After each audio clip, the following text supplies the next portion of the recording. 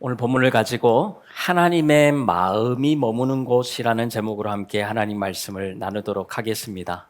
오늘부터 우리는 열왕기 상의 말씀을 살펴보게 될 겁니다.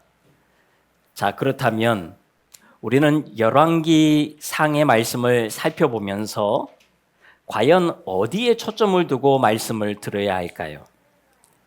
다윗 왕 다음이 솔로몬이고 솔로몬 다음이 르호보암이다.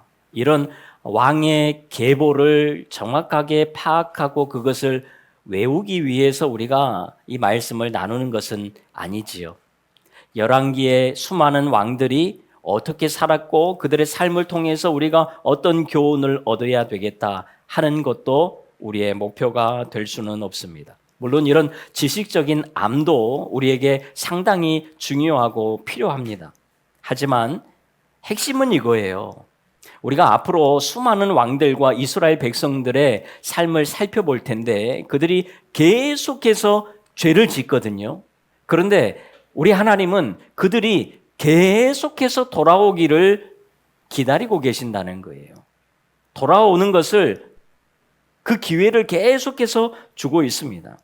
하나님의 백성들이 죄에서 돌아서서 하나님께로 돌아오기를 바라신다는 거예요. 그리고 이들이 하나님께로 돌이키면 하나님께서도 마음을 돌이키시겠다. 그래서 참고 또 참고 계속해서 참으시는 내용이 바로 열왕기의 내용이에요. 이것이 핵심입니다. 얼마나 하나님께서 참으셨을까요? 선한 왕이 하나도 없었던 북이스라엘에게는 209년을 참으셨습니다. 그래도 선한 왕이 조금 있었던 남유다에게는 345년을 참으셨습니다. 결국 두 나라 다 멸망을 당하게 되지요. 여러분, 이스라엘 백성들만 그럴까요? 하나님께서 오늘 우리를 향해서는 어떠실까요? 우리를 향해서는 얼마나 참고 계실까요? 계속 참지 않으시겠습니까? 하나님이 또 참고 또 참으시는 거예요. 그래서 우리가 이렇게 살아갈 수 있는 거지요. 하나님이 참지 않으셨다면 어쩌면 이 자리에 아무도 나올 수 없을 거예요. 하나님이 계속 참으시기 때문에 이렇게 우리가 살아가는 거죠. 그래서 여러분, 열왕기의 말씀을 살펴보면서 우리가 이스라엘 왕은 어떻더라가 아니라 오늘 우리의 모습이 보일 수 있기를 바라요. 이들의 모습을 살펴보면서 오늘 우리가 보여야 돼요. 우리의 마음을 돌아볼 수 있기를 바랍니다. 그래서 우리의 삶을 계속해서 돌아보고 돌이키는 그런 복된 시간이 이 열왕기의 말씀을 살펴보면서 우리 모두 가운데 있기를 간절히 소망합니다. 자, 그러면 오늘 본문으로 한번 들어가 보시지요. 오늘 본문 열왕기상 1장 1절은 우리가 그래도 같이 한번 읽고 시작해야 되지 않겠습니까? 우리 1장 1절 같이 한번 읽습니다. 시작.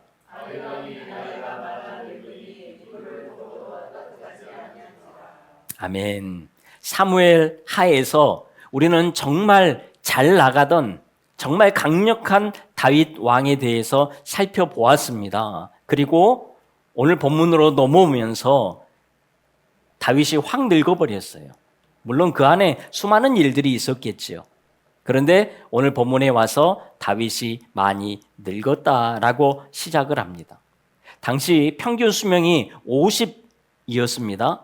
그런데 지금 다윗 왕은 70이 되었으니까 그래도 나름 장수한 편입니다. 아무리 천하의 다윗이라고 해도 이 세월을 이길 수가 없는 거지요. 우리가 하루하루 한 해 한 해 지나면서 늘 느끼는 것 아닙니까?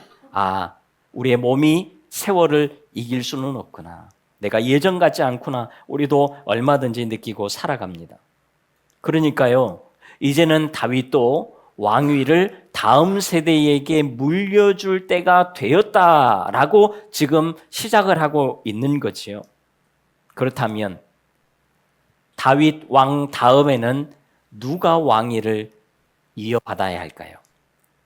5절에 보니까 아도니아가 스스로 왕이 되리라 하면서 등장을 합니다. 여러분, 이 아도니아는 다윗의 넷째 아들입니다. 첫째 아들이 아니에요.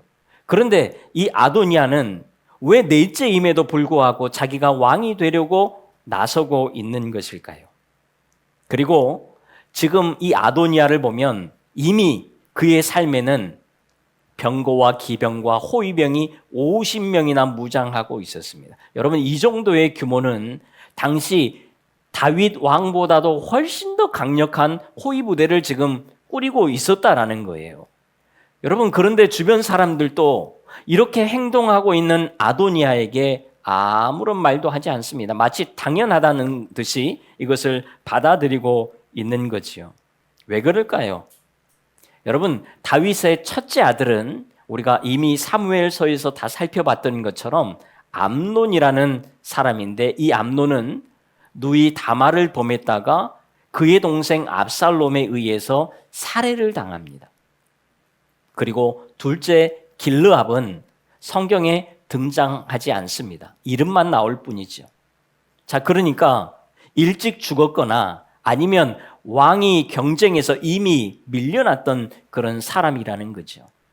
그리고 셋째는 우리가 잘 알고 있는 압살롬입니다. 어쩌면 백성들도 그랬겠지만 다윗 왕의 마음 한편에도 압살롬이 가장 왕이 될 만한 사람이라고 느꼈을 거예요. 이 압살롬이 어떤 사람이었냐면 우리 사무엘하 14장 25절 같이 한번 읽습니다. 시작.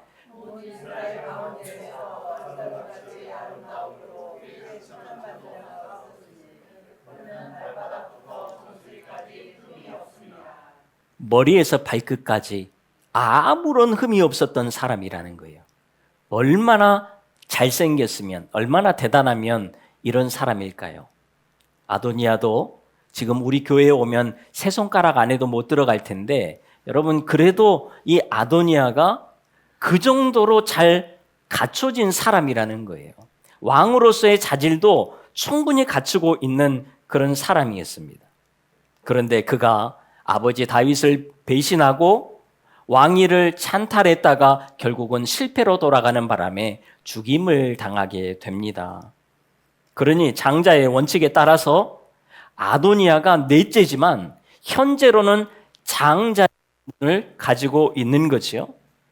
누가 봐도 다음 왕위의 순번은 아도니아가 되는 것입니다. 그리고 이 아도니아의 평도 그렇게 나쁘지는 않았던 것 같아요. 6절 같이 한번 읽습니다. 시작. 그는 압살롬 다음에 태어난 자요.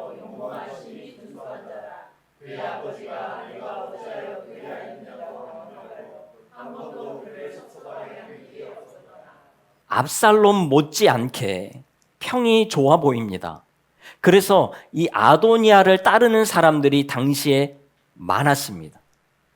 지금 흐름으로 보면 다음 왕은 당연히 아도니아여야 했습니다. 그러니 사람들은 지금부터 줄서기를 잘해야 되겠지요. 아도니아에게 잘 보여야 합니다.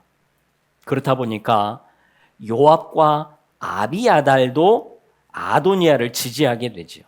여러분, 요압이 누굽니까? 다윗의 최측근으로 다윗과 함께 다윗 왕국을 세웠던 1등 공신 아닙니까? 다윗에게도 정말 필요한 사람이고 또 이스라엘에게도 굉장히 중요한 사람이에요. 핵심적인 사람입니다. 그런데 이런 요압이 아도니아를 지지하는 거죠. 아비아달은 누구지요? 놉당 제사장들이 다윗 때문에 전멸당하게 됩니다. 그때에 그 전멸당하는 상황을 피해서 유일하게 살아남은 한 사람, 그 제사장이 아비아달이에요. 그 이후로 다윗과 평생을 함께했던 사람입니다. 자, 이 두 사람이 지금 아도니아를 돕고 따르고 있는 거예요. 어떻게 보면 정당성과 상징성을 다 갖추게 된 거예요. 그러니 일반 사람들은 얼마나 아도니아를 더 따라야 될까요? 아, 이 다음은 아도니아구나 라고 생각을 했을 겁니다. 지금 상황이 딱 그렇게 된 거지요. 그래서 공식적인 왕의 대관식은 아니지만 그래도 아도니아가 나름 소소하게 차린 잔치 자리에 수많은 사람들이 참여하게 되는 것을 볼 수가 있습니다. 어쩌면 아도니아는 지금 왕이 되기 위한 과정을 조금씩 밟아가고 있는 중이었습니다. 바로 이런 소문이 나단 선지자에게 들리게 돼요. 하나님이 알게 하셨겠죠. 그리고 나단은 밧세바에게 이 사실을 알리고 밧세바는 또 왕 다윗에게 들어가서 이 소식을 전달합니다. 그리고 솔로몬을 왕으로 세우려는 계획을 추진하게 되고 결국 다윗은 솔로몬을 왕으로 세우게 되는 것을 우리가 보게 돼요. 이것이 오늘 본문 11절 이하에서 마지막 절까지의 내용입니다. 여러분, 이 일이요, 하루 안에 순식간에 이루어진다라는 거예요.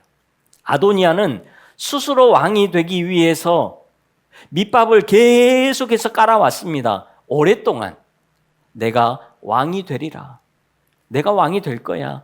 수없이 밑밥을 깐 다음에 조금씩 사람들을 모읍니다. 군사도 모으고 사람들도 모으고 그러면서 자기의 왕국을 조금씩 만들어가고 있어요. 그리고 결국 지금 만들어낸 결과가 작은 잔치 자리 하나 마련하는 거예요.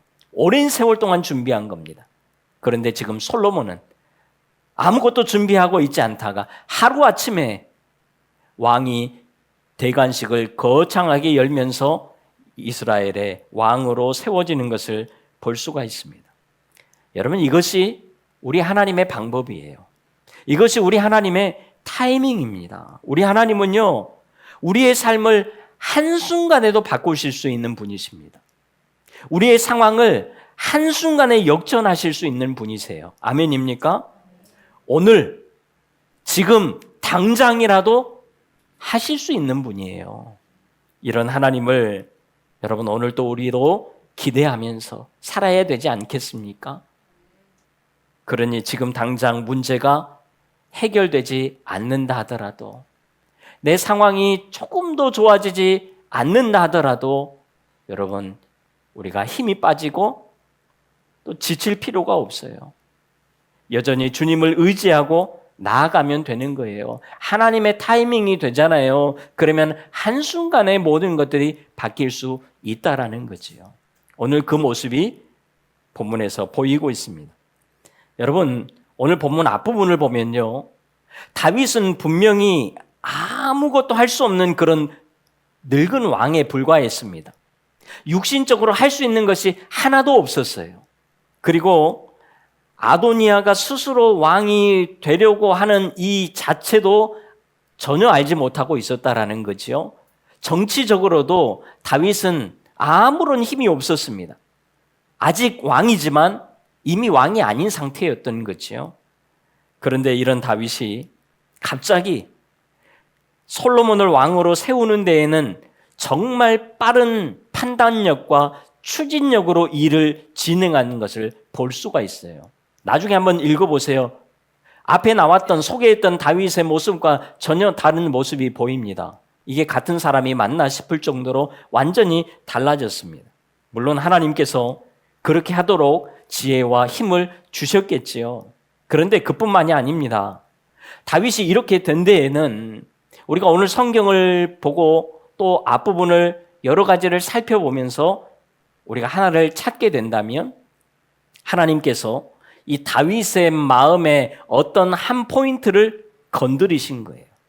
이 사건을 통해서. 그래서 순식간에 다윗이 정신을 차리고 이 모든 일들을 이루어가는 것을 볼 수가 있습니다. 오늘 우리는 이 부분을 한번 살펴보려고 합니다.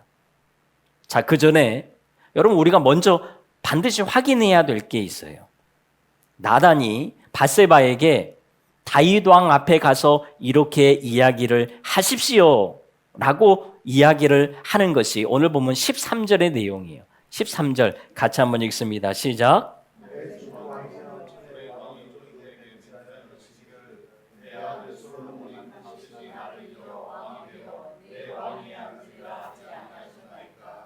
자, 여러분, 여기까지 보면 다윗이 정말 이런 맹세를 한 적이 있을까요?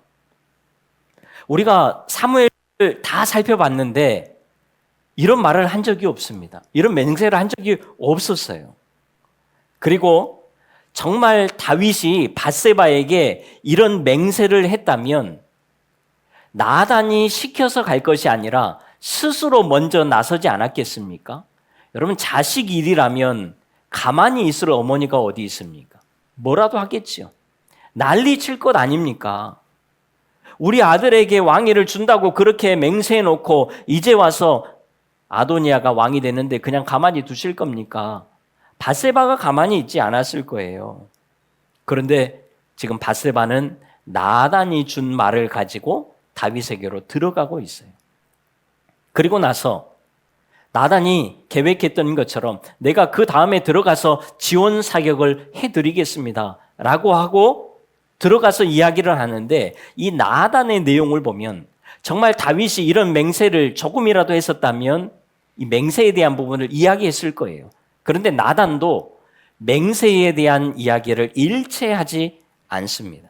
그리고 여러분, 정말 이런 맹세가 조금이라도 있었다면 다윗 왕국 중에서 가장 눈치 빠르고 가장 빠르게 움직이는 요압이 그것을 몰랐을 리가 없어요. 그러면 요압은 아도니아를 도울 것이 아니고 이런 맹세가 있었다면 지금 솔로몬 옆에 있을 사람입니다. 그런데 그렇지 않았다라는 거지요. 그러니까요, 사람들이 직접 들은 맹세는 없습니다. 우리가 확인할 수 있는 그런 맹세는 나와 있지 않아요. 그러니까 지금 다윗이 마음이 바뀌고 일을 추진하는 데에는 이 맹세가 문제가 아니었던 거지요. 다윗의 마음이 건드려진 거예요. 여러분, 우리가 잘 아는 다윗의 마음은 어떤 마음이지요? 우리가 잘 아는 거예요. 사도행전 13장 22절 같이 한번 읽습니다. 시작.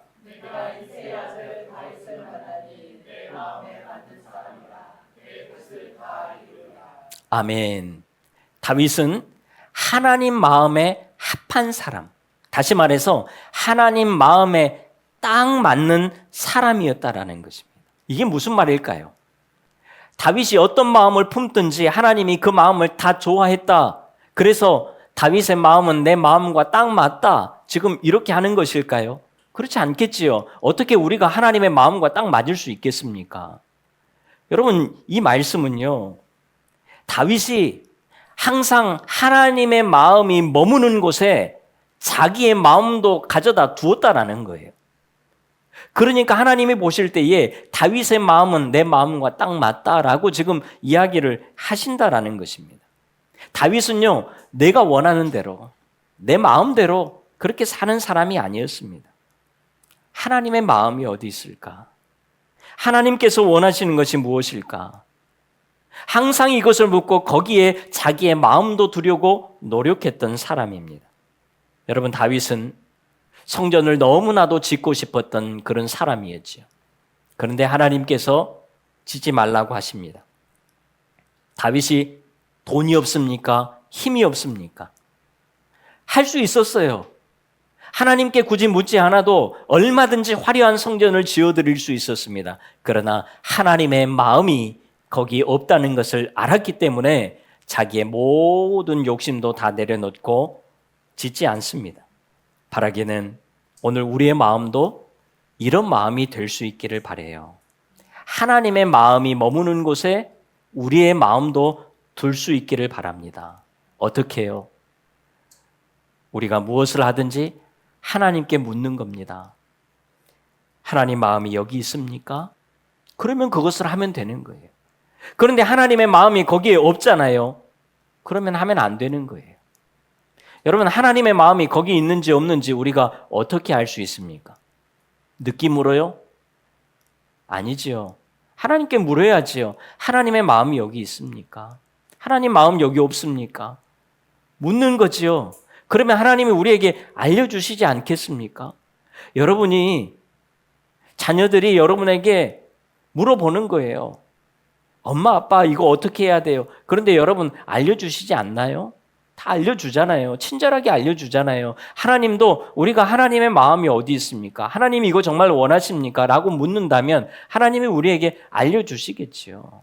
하나님의 마음을 구하고 찾는 자에게 하나님이 반드시 주시지 않겠습니까?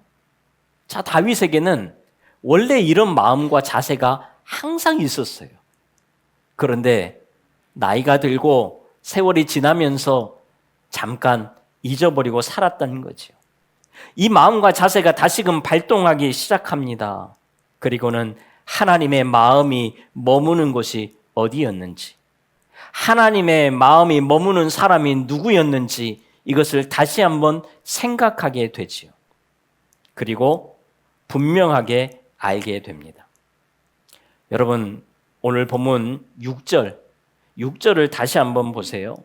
언뜻 보면 이 아도니아를 참 좋게 소개하는 것처럼 보입니다. 아도니아가 아버지의 마음을 단 한 번도 섭섭하게 한 일이 없게 정말 잘했던 것처럼 보여지기도 합니다. 하지만 오늘 말씀은 그런 말씀이 아니에요. 잘 보세요. 아도니아는 잘못했어요. 아도니아는 잘못이 많았는데도 아버지 다윗이 한 번도 혼내지 않았다는 거예요. 잘해서 혼내지 않은 것이 아니라 잘못이 있어도 혼내고 그러면서 아들의 마음을 섭섭하게 한 일이 없었다라는 것입니다. 물론 아들을 책망하지 않은 부모의 모습으로는 다윗이 잘못한 거지요. 하지만 지금 이 부분에서 다윗의 마음이 아도니아에게 없었다라는 것을 이야기하는 것입니다. 그러니까 다시 말해서 다윗의 마음이 아도니아에게 없었다라는 것은 하나님의 마음이 아도니아에게 없었다라는 거지요. 그래서 다윗도 거기에 마음을 두지 않았다라는 것입니다. 여러분, 하나님의 마음이 누구에게 있었을까요? 다윗은 알고 있었어요. 사무엘하 12장 24절 25절 같이 읽습니다. 시작. 다윗이 그의 아내 밧세바를 위로하고 그에게 들어가 그와 동침하였더니 그가 아들을 낳음에 그의 이름을 솔로몬이라 하니라. 여호와께서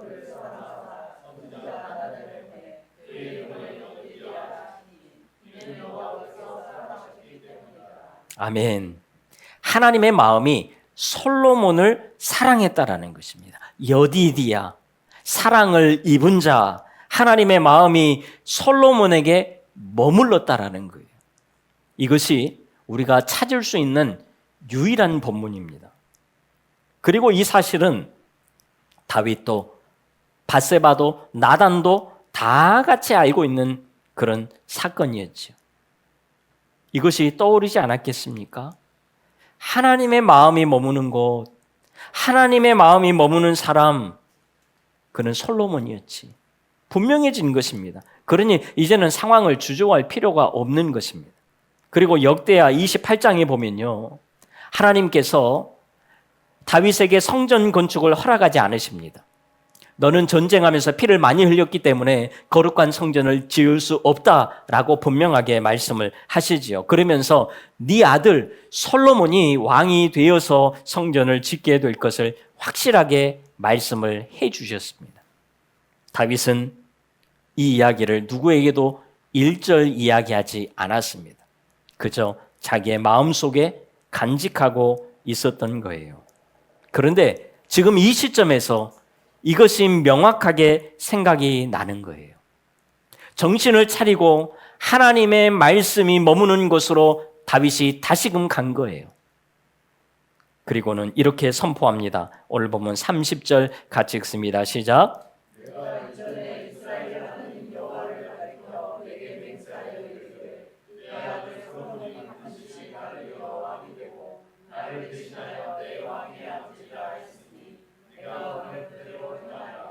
아멘. 이제는 하나님의 말씀 앞에서 모든 것이 분명해져 버렸습니다. 그러니 더 이상 시간을 지체할 이유가 없는 거지요. 그래서 그 즉시 일사천리로 왕의 대관식을 진행합니다.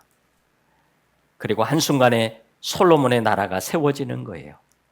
아도니아 편에 서지 않았던 사람들을 중심으로 해서 마치 밀물이 밀려오듯이 순식간에 솔로몬의 사람들로 온 나라가 채워지게 됩니다. 반면에 아도니아 편에 섰던 사람들은 상황을 보니까 이게 아니거든요. 그래서 썰물처럼 싹 빠져나가 버립니다. 이것이 오늘 열왕기상 1장의 말씀이에요. 여러분, 오늘 우리의 마음은 눈에 보이는 현상과 상황에 머물기가 쉽습니다. 왜요? 눈을 뜨고 바라보면 다 그것들이 보이거든요. 그래서 우리의 시선이 세상의 당연한 논리와 흐름을 따라가기가 쉽습니다. 누구나 그러니까. 세상은 원래 그러니까. 그러면서 휩쓸려 가기가 쉽습니다. 그리고 당장에는 정말 그것이 잘 가는 것처럼 보여집니다. 아니요, 실제로 잘 가기도 합니다. 오늘 우리가 살아가는 세상을 바라보면 다 그렇게 살아가요. 그래서 목회자인 저도 가끔은 여러분들에게 세상에서 지혜롭게 발맞춰서 살아가셔야 합니다 라고 말하고 싶기도 합니다. 그럴 때가 솔직히 있어요. 세상을 보니까 그렇더라는 거죠. 그러나 오늘 말씀을 통해서 우리 모두 다시 한번 돌아서고 또 돌이키시지요. 하나님의 마음이 머무는 곳에 여러분 우리의 시선을 둘 수 있기를 바라요. 하나님의 말씀이 머무는 곳에 우리의 마음을 둘 수 있기를 바랍니다. 하나님, 제가 이렇게 해도 하나님 마음 괜찮으시겠습니까? 내가 이렇게 하면 하나님 마음 속상하지 않으시겠습니까? 우리가 하나님의 마음을 물어야지요. 여러분, 우리가 하나님의 마음을 묻고 살아간다면, 우리가 하나님의 마음까지 생각하고 살아간다면 우리 하나님이 우리를 보실 때에 얼마나 기특하겠어요. 이런 우리를 가만히 두시겠습니까? 내 마음대로 살아가는 우리의 인생이 아니라 하나님 마음까지 신경 쓰고 살아가는 우리를 우리 하나님께서 복되고 아름다운 길로 인도하신다라는 거죠. 그리고 여러분, 우리는 이런 마음을 갖다가도 또 언제든지 세상을 향해서 막 달려가고 있을 거예요. 세상에 우리의 시선을 두고 마음을 두고 그렇게 살아갈 것입니다. 이것이 우리의 연약함이지요. 그러나 그때마다 우리 하나님이 또 우리를 건드실 거예요. 우리의 마음을 터치하실 것입니다. 내 마음이 어디 있지? 내 말이 뭐지? 그때에 우리는 다시금 돌아서는 거예요. 이것을 잘해야 됩니다. 여러분, 우리가 어떻게 하나님 앞에서 완벽하게 살아가겠어요? 하나님도 우리에게 그것까지는 기대하지 않으실 겁니다. 그러나 우리의 마음을 건드릴 때에 돌아서라는 거예요. 돌이키라는 것입니다. 여러분, 그러면서 다시금 하나님의 마음에 우리의 마음을 두고 살아가고 하나님 말씀에 우리의 마음을 두고 살아가는 거예요. 여러분, 이렇게 날마다 우리의 삶을 돌아서고 돌이키고 그렇게 살아갈 수 있는 지혜로운 우리 귀한 성도님들 다 될 수 있기를 간절히 바랍니다. 그때에 역전의 은혜가 먼 날이 아니에요. 오늘의 은혜로 이루어지게 될 줄로 믿습니다. 한 주간 동안도 이런 은혜 가운데에 승리하는 우리 모두가 다 될 수 있기를 주님의 이름으로 축원합니다. 기도하겠습니다. 하나님, 하나님의 마음에 우리의 마음을 두고 살아가는 우리 모두가 되게 하여 주시옵소서. 하나님 말씀에 우리의 시선을 두고 살아갈 수 있도록 주님, 우리 모두를 붙들어 주시옵소서. 예수님의 이름으로 기도하옵나이다. 아멘.